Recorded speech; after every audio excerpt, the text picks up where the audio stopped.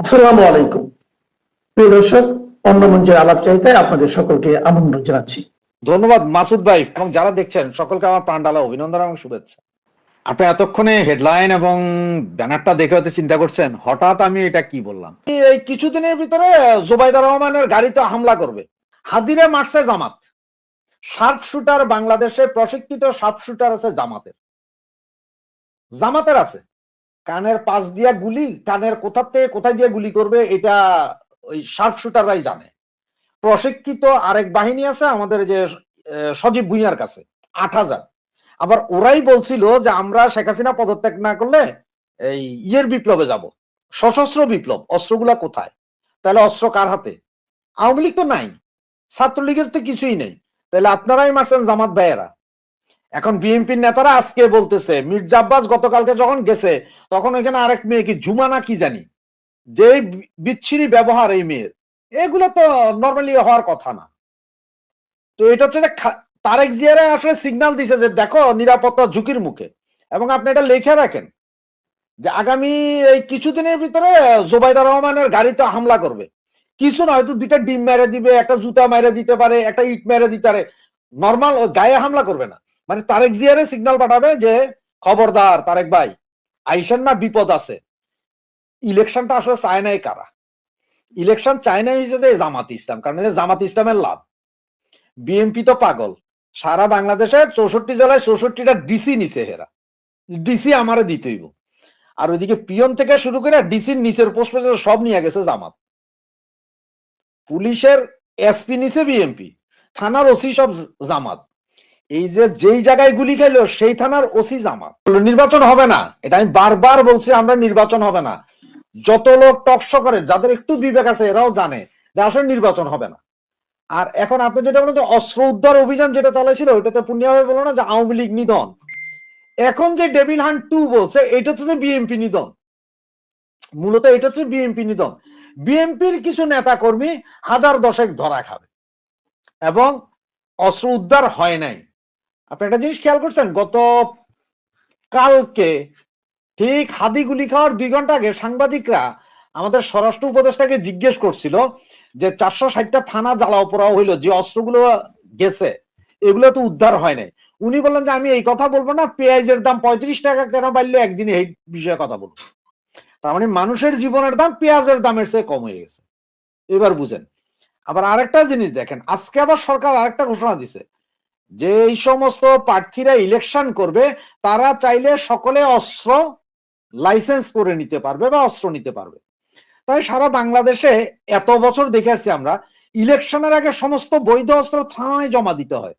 আর এখন এই সরকার বলতেছে ইলেকশনের আগে তোমরা অস্ত্র বৈধ করে নিতে পারবা। বৈধ অস্ত্র যদি আরো ১০,০০০ অস্ত্র বের হয়, অবস্থাটা কি দাঁড়াবে? এই অস্ত্র ব্যবহার হবে কাদের বুকে? কে কারে এই অস্ত্র দিয়ে মারবে বলেন? আবার ওইদিকে নুরুল হক নুরু দাবি জানাইছে গতকালকে যে ৫ জন বা ১০ জন করে পুলিশ দিতে প্রত্যেকটা প্রার্থীর পিছনে পিছনে। কেমনে সম্ভব? নির্বাচন করার ইচ্ছা আসলে এদের নাই। আর নির্বাচন করার ইচ্ছা নাই বিদায় এটা টোটালি যারা নির্বাচন করাইতে চায় না, বারবার বলি, যারা চায় না যে নির্বাচন হোক, যে গ্রুপটা, তারাই করছে। আপনি একটা জিনিস খেয়াল আছে, এই যে খালেদা জিয়া যখন অসুস্থ হলেন এই ২৯শে নভেম্বর, হাসনাত বলছিল যে খালেদা জিয়া অসুস্থ, সুতরাং এই মুহূর্তে নির্বাচন না করাটাই ভালো। এরপরে তো বিএনপি বলেন, এই জামাত বলেন, আর এনসিপি বলেন, ছোটখাটো দল বলেন, ডাক্তার ইউনূস নিজেও বলছে যে দেশের পরিস্থিতি ভালো না হলে নির্বাচন তো করা সম্ভব না। সব বাদ দেন, সব বাদ দেন।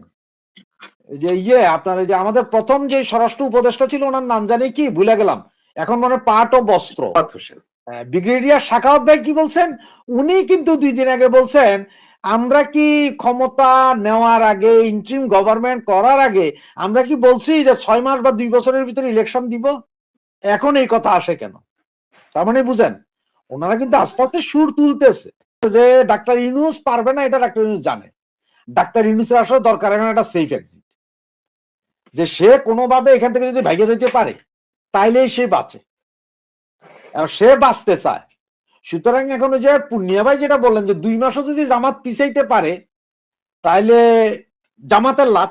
আমি জানি না পুনিয়া ভাই কেন বলছেন, তবে আমার মনে হয় কি জানেন, যে এরা যদি এই নির্বাচন যে ফেব্রুয়ারিতে হবে না এইটা পিছাইতে পারলেই, এটা স্টপ করতে পারলে তারা বলছে জাতীয় সরকার করো, ওই কারে নিয়ে জাতীয় সরকার জামাত এনসিপি সহ নুরার দলের নিয়ে, কারণ এই 2 মাসের ভিতরে বিএনপি রে খাইয়া দিবে, এবং খাইয়া দেওয়ার, বিএনপি কে খাইয়া দেওয়ার কেস শুরু হয়েছে গতকাল থেকে, এবং ডেভিড হান্ট যেদিন থেকে শুরু হবে সেদিন থেকে বিএনপি যাবে, বিএনপি শেষ। গত 54 বছরে মানুষের জাকাতের টাকায়, ফেতরার টাকায়, কোরবানির পশুর চামড়ার টাকায় যাদেরকে আপনারা লালন পালন করেছেন, তারা আজ পশু হয়ে, কোরবানির পশুর চামড়ার পয়সা খেয়ে যারা বড় হয়েছে, তারা আজকে পশু হয়ে আমাদের স্বাধীনতার পতাকাকে খামছে ধরেছে, আমাদের অসাম্প্রদায়িক চেতনাকে খামছে ধরেছে, এবং আমাদের এই অসাম্প্রদায়িক চেতনার বাংলাদেশকে হাজার হাজার বছর থেকে চলে আসা আমাদের যে জারি গান, আমাদের সারি গান, আমাদের মুর্শিদি, মারপতি,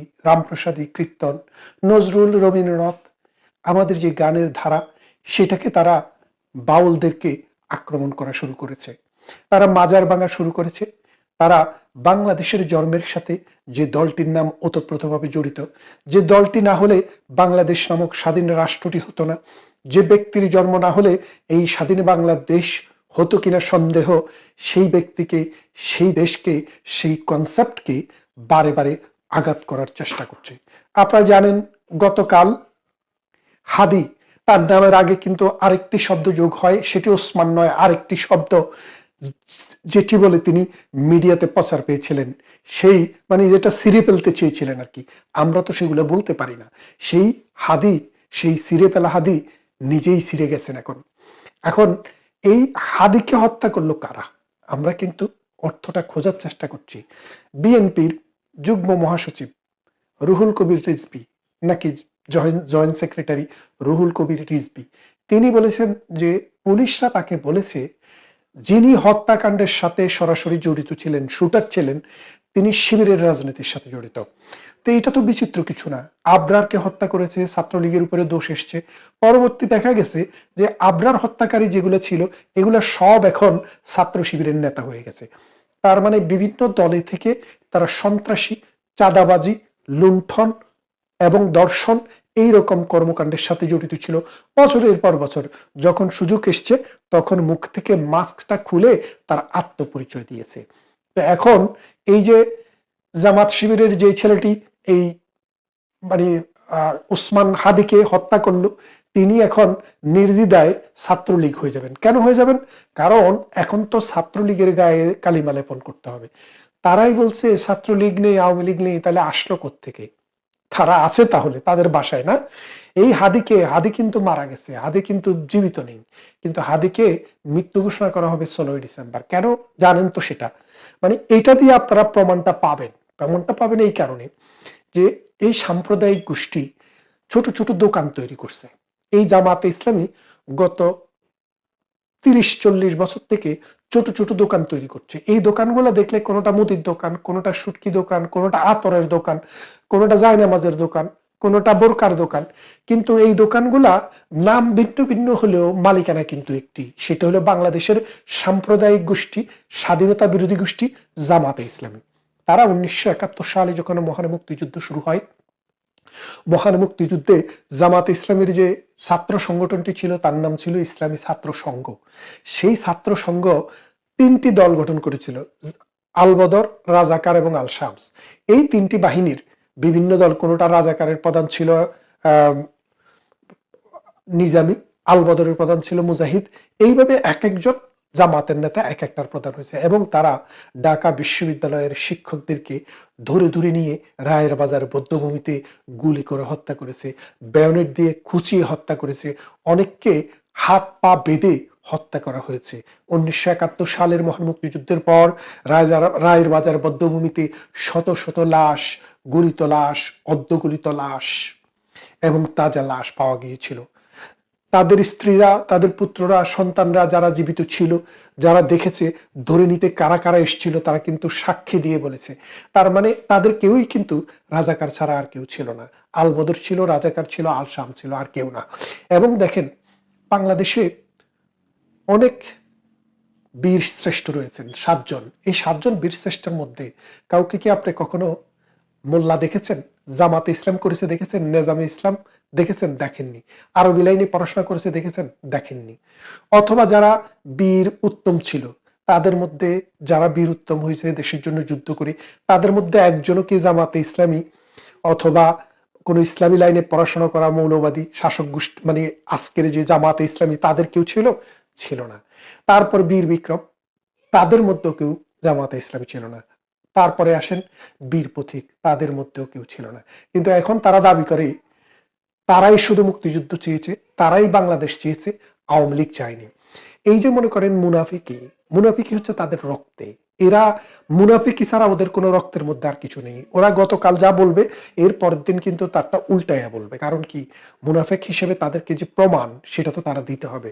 1971 সালের পর এই দেশে কিন্তু তারা রাজাকারী ছেড়ে যখন এই দেশ স্বাধীন হয়, যখন বিভিন্নভাবে পালিয়ে থেকে আস্তে আস্তে যখন সমাজে আসে, তখন আমরা দেখলাম তারা বলে যে না, আমরা তো স্বাধীনতার সপক্ষের। সেদিন মীর কাসেমের ছেলে বলল, আমার বাবা মানে তার বাবা তাকে বলেছে যে আমরা স্বাধীনতা বিরোধী ছিলাম এই কারণে, আমরা মনে করি না এই বাংলাদেশ মনে হয় মুসলিম দেশ হিসেবে টিকে যাবে।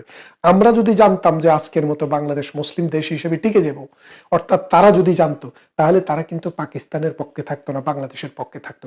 তার মানে তাদের আত্ম উপলব্ধির এই জায়গাটি তারা বলে, কিন্তু সত্যিকার অর্থে এখনো তারা বলছে 54 বছরের প্রতিশোধ নিতে হবে। 54 বছরের প্রতিশোধ দিতে হবে কে বলছে? জামাতের নমিনেটেড এমপি প্রার্থী। তাহলে আপনারা বোঝেন 54 বছর আগে কি হয়েছিল। তার মানে তাদের সাথে যে যুদ্ধ হয়েছিল সেই যুদ্ধটি বাংলাদেশের যুদ্ধ হয়েছিল। এখন তারা বাংলাদেশ চায় না, সার্ক কার্যকর। এখন তারা ভারতকে বাদ দিয়ে পাকিস্তানের সাথে একটি কনফেডারেশন করতে চাচ্ছে, একটা নতুন ধরনের একটা অ্যালাইনমেন্ট করতে চাচ্ছে। কেন? কারণ পাকিস্তান তো মৌলবাদী উৎপাদন করে, জঙ্গি উৎপাদন করে। এই জঙ্গি এবং মৌলবাদীদেরকে যদি পাকিস্তান থেকে বাপদারাটাকে যদি তারা জিইয়ে রাখতে না পারে, তাদের রাজনীতিতে কিন্তু আর কোনো সম্বল নেই। 71 আমাদের, জারিগান আমাদের, সারিগান আমাদের, রবীন্দ্রনাথ, নজরুল, জীবনানন্দ, এরা সবাই আমাদের, গোলাম মোস্তফা আমাদের, সবাই আমাদের। কেন আমাদের? কারণ এরা এই বাংলাকে, এই বাংলার মানুষকে, সংস্কৃতিকে, সাহিত্যকে, ইতিহাসকে ভালোবেসেছে, মানুষের জীবনকে উন্নত করতে কাজ করেছে এবং কাজ করবে। আর জামাতে ইসলাম শুধু নিজে ছাড়া আর কাউকে বোঝে না। আপনি দেখেন আওয়ামী লীগের কোন নেতা যদি একটি ব্যাংক তৈরি করে, সেখানে কিন্তু পাড়া প্রতিবেশী এলাকার ছেলেবেলে, শিবির হোক, বিএনপি হোক, আওয়ামী লীগ হোক, তারা চাকরি পাবে। কিন্তু জামাত শিবিরের কোনো প্রতিষ্ঠানে জামাত ছাড়া পিয়নের চাকরিও হয় না। তার মানে হচ্ছে জামাতকেই তারা আলাদা একটা ধর্ম মনে করে। আর আমরা যারা মুসলমান, তাদের জন্য জামাত করা হারাম। কারা বলেছেন? 1200 আউলিয়া, অলি, দেওবন্দ, যাদের হাত ধরে এই ভারতবর্ষে ইসলাম এসছে, তারা বলেছে, আমি তো বলিনি। আপনি দেখেন, আপনি বাংলাদেশের এই হাটাজারিতে যান, তারা বলছে। এবং হাত পাকা নিয়ে যিনি মাওলানা ওয়াজ করেন, এখন জামাতের লগে লিঙ্ক করার চেষ্টা করছেন, তিনি বলেছেন পৃথিবীতে এই দেশে যদি কোনো কমিউনিস্ট পার্টিও, ইসলাম বিরোধী কোনো শক্তিও যদি এই দেশের ক্ষমতায় আসে, তারপরেও ইসলাম বেঁচে থাকবে, আশা থাকবে। কিন্তু জামাতে ইসলামী যদি ক্ষমতা আসে, তাহলে ইসলাম বেঁচে থাকার আর কোনো আশাই থাকে না। তাহলে দেখেন, এই দেশটাকে ধ্বংস করা, ইসলামকে ধ্বংস করা, মানুষের যে রীতি নীতি, হাজার বছরের সাংস্কৃতিক ধারাবাহিকতা, সেটাকে ধ্বংস করার জন্যই কিন্তু জামাত শিবির উঠে পড়ে লেগেছে। এই আমাদের 16ই ডিসেম্বর, এই 16ই ডিসেম্বর যে হাদিকে হত্যা করেছে বিএনপির, জামাতের লোকেরা, বিএনপির লোক না, সরি, কারণ বিএনপির নামে নাম দেওয়া হয়েছে, কিন্তু বিএনপির নেতারা বলছে, পুলিশ তাদেরকে বলেছে, আমি তো নাম দিয়ে বললাম, রিজভী বলেছে যে হত্যাকারী, শুটার যাকে পাওয়া গেছে, সে ওই তার সাথেই ছিল, হাদির সাথেই ছিল। কি ফাটাইয়া ফেলতে বলছে না, সেটা ফাটাইয়া দিছে। সে হাদিকে গুলি করছে। গুলি করা এটা ধরাও পড়েছে সিসিটিভি ক্যামেরায়। এবং আপনারা বোঝেন, আওয়ামী লীগ তো একটা জায়গা যেটাকে আপনারা পাইছেন যে দোষ হইলে ওখানে দিতে পারবেন, দিতেই থাকেন। কিন্তু বাংলাদেশের মানুষ এত বোকা না, বাংলাদেশের মানুষ বোঝে। আর আওয়ামী লীগ যদি মনে করেন যে এত শক্তিশালী, তাইলে ভয়ে আরো একটু নত হন। সময় আসছে, একে একে আপনাদের সবাইকে ধরা হবে, গুলি করে নয়, আইনের আশ্রয় নিয়ে আসা হবে। সেদিন হয়তো দূরে আছে, একটু দূরে, খুব বেশি দূরে না। এই দেশের মানুষ মুক্তিযুদ্ধের সময়ও বহু কষ্ট করছে, বহু শ্রম দিয়েছে। বেশিরভাগ শ্রম দেওয়া, কষ্ট করা মানুষরা ছিল মুক্তিযুদ্ধের সপক্ষের, স্বাধীনতার সপক্ষের আওয়ামী লীগের মানুষ। কারণ আওয়ামী লীগের নেতৃত্বেই এই মুক্তিযুদ্ধটি হয়েছে। মাঠে মুক্তিযুদ্ধ যখন হয়, আর্মিরা মুক্তিযোদ্ধাদের ট্রেনিং দিয়েছে এবং যুদ্ধ করেছে, কিন্তু এটার পরিচালনার ভার রাষ্ট্র পরিচালনার ভারের মতো আওয়ামী লীগের হাতেই ছিল। সুতরাং এই আওয়ামী লীগের নেতৃত্বে যে মুক্তিযুদ্ধ হয়েছে, সেই মুক্তিযুদ্ধের আজকে 54 বছর। এই 54 বছরের বিজয় দিবস আমরা এবার করতে পারছি না। আপনারা বিজয় দিবসের ডিসেম্বরের 1 তারিখ থেকে আপনারা দেখতেন রেডিওতে বিজয়ের গান, এখন আর বিজয়ের গান নেই। এখন কাদের গান? পাকিস্তানিদের গান, হাদিদের গান। কি গান এগুলা? ওই যে টাকলা, আরেকটা আছে না টাকলার গান, এদের কি গান আপনারা বুঝছেন তো? যে বলছে যে 11টা মানুষ একটা বল নিয়ে কি খেলে, এটা আমার বুঝে আসে না, তার বুঝে আসে না। পৃথিবীর কোটি কোটি মানুষের বুঝে আসে, কিন্তু তার বুঝে আসে না। কারণ তার বুঝে আসবে কোত্থেকে? সে তো মৌলবাদী চক্রের, মৌলবাদীদের বীজে জন্ম। সুতরাং তার চিন্তায় তো ওই 1400 বছরেরও পুরনো জাহিলিয়াতের মানচিত্রটা বসে আছে। সে তো আর এই 1400 বছর পরের দুনিয়াতে নেই, সে এখনো আজীব দুনিয়াতে আছে। আসুন, এই মুক্তিযুদ্ধের এই বিজয়ের মাস আমাদের ডিসেম্বর। এই ডিসেম্বরে প্রত্যেকটা ছাত্রলীগ, যুবলীগ, আওয়ামী লীগ, প্রগতিশীল মুক্তিযুদ্ধের পক্ষের মানুষের প্রতি অনুরোধ থাকবে, আপনারা আপনাদের ফেসবুকে, আপনাদের ওয়ালে, আপনাদের জীবনে, ব্যক্তিগতভাবে সন্তানদের সাথে মুক্তিযুদ্ধের ইতিহাস শেয়ার করুন, মুক্তিযুদ্ধের একটি গান শুনুন, মুক্তিযুদ্ধের একটি সিনেমা দেখুন এবং এই মুক্তিযুদ্ধকে আমাদের চিন্তায় এবং চেতনায় লালন করুন। এই দেশ মুক্তিযোদ্ধাদের দেশ, এই দেশ অসাম্প্রদায়িক মানুষের দেশ। আজকে একটা শকুন এসে আপনার গাছের ঢালে বসছে, এই শকুন চিরদিন থাকবে না। এই শকুনকে তাড়ানোর ব্যবস্থা আমরাই করব। আরেকটি মুক্তিযুদ্ধ হবে, সেই মুক্তিযুদ্ধটি আপনারা যারা শরীক হতে চান, আপনাদের জীবদ্দশায় সেই সুযোগ হয়তো আপনাদের কাছে আসবে। এই যুদ্ধ মানে অস্ত্র দিয়ে হবে না, নীতি, নৈতিকতা, আদর্শ এবং সংগ্রামটা হবে আদর্শিক।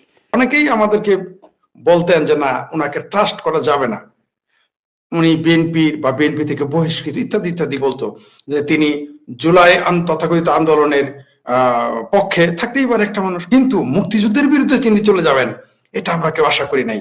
তার জন্য হয়তো আপনার বা আমার মতো যারা যারা তাকে আমরা শ্রদ্ধা করতাম, ভালোবাসতাম, সম্মান দিতাম, এমনকি তাকে আমি স্যার করে বলার একটাই কারণ ছিল, তাকে স্যার করে বলতাম কেন জানেন? অনেকে বলতো আপনি স্যার বলেন কেন? ভাই, উনি তো মুক্তিযোদ্ধা, সেই জন্য তাকে আমি যে কোনো সম্বোধনী করতে পারি, সর্বোচ্চ, শুধু স্যার না আরো কিছু করবো। কিন্তু আজকে আমি সবচেয়ে বেশি আহত। আমার ধারণা আপনিও কিছুটা আহত, অন্তত আপনি শুরুতেই বলেছেন গুলিটা আপনার মাথায় লেগেছে। তো আমরা আসলে হতভম্ব।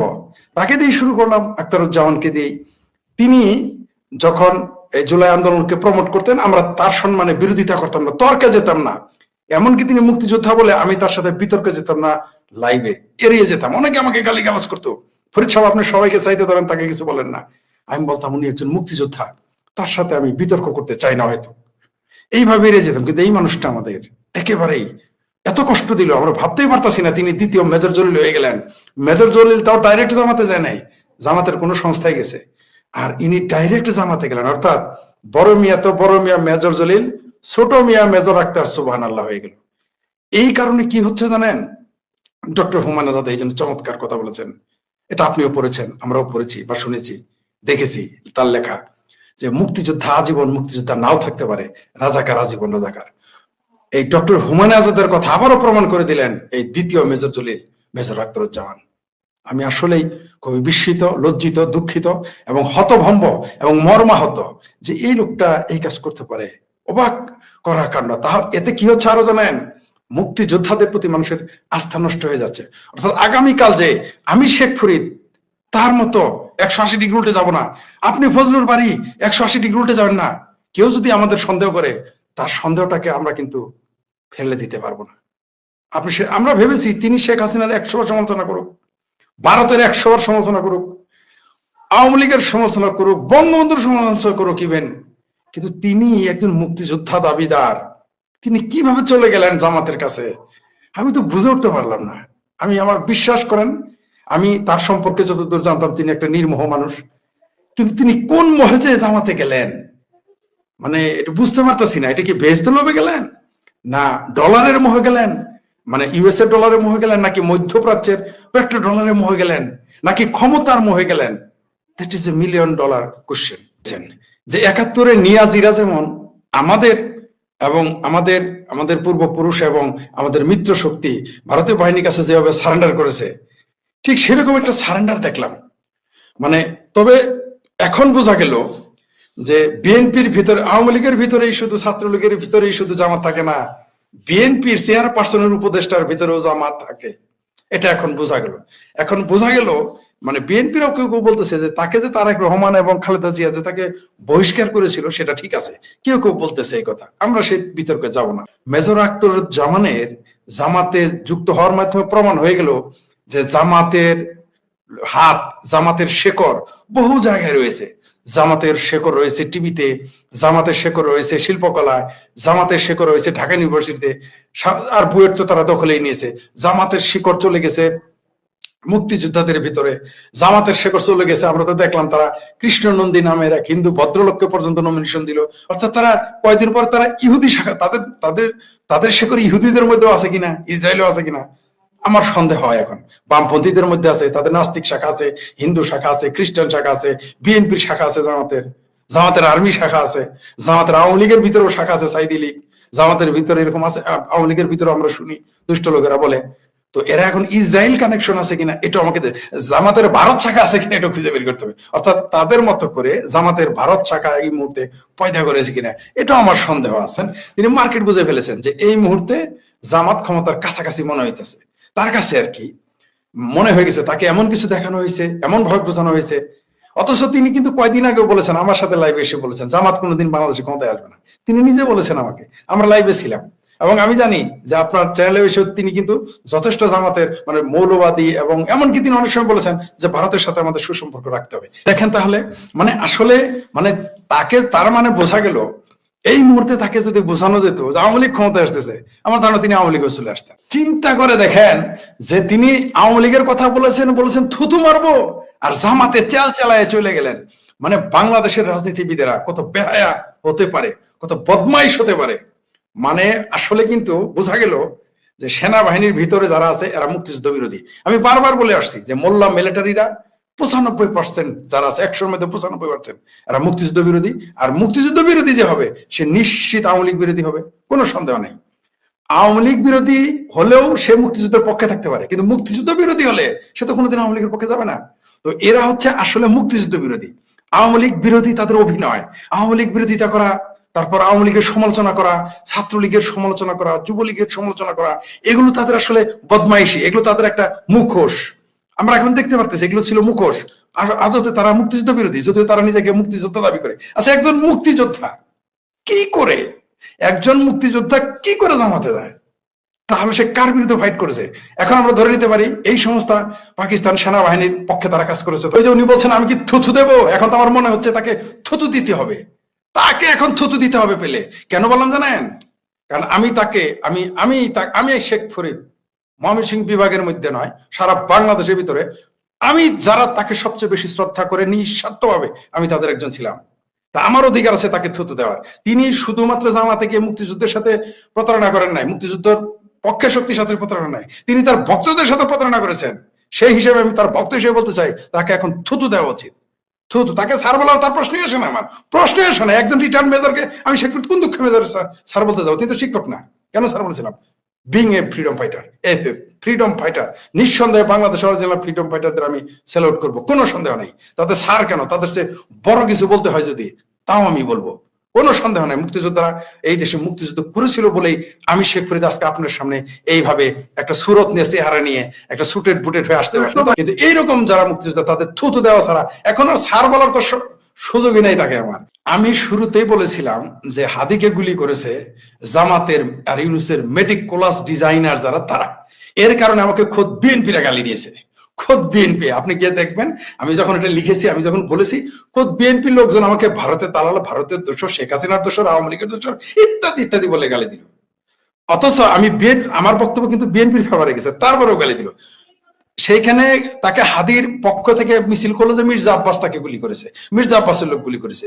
মির্জা আব্বাসের কোন ঠেকাটা পড়েছে মির্জা আব্বাস তাকে গুলি করবে? আমি যদি আপনার সমকক্ষ, আপনি জানেন যে শেখ ফরিদ মিস্টার বাড়ির কাছে জামানত হারাবে, তাহলে আপনি কেন ফরিদকে গুলিটা করবেন? কোন দুঃখে?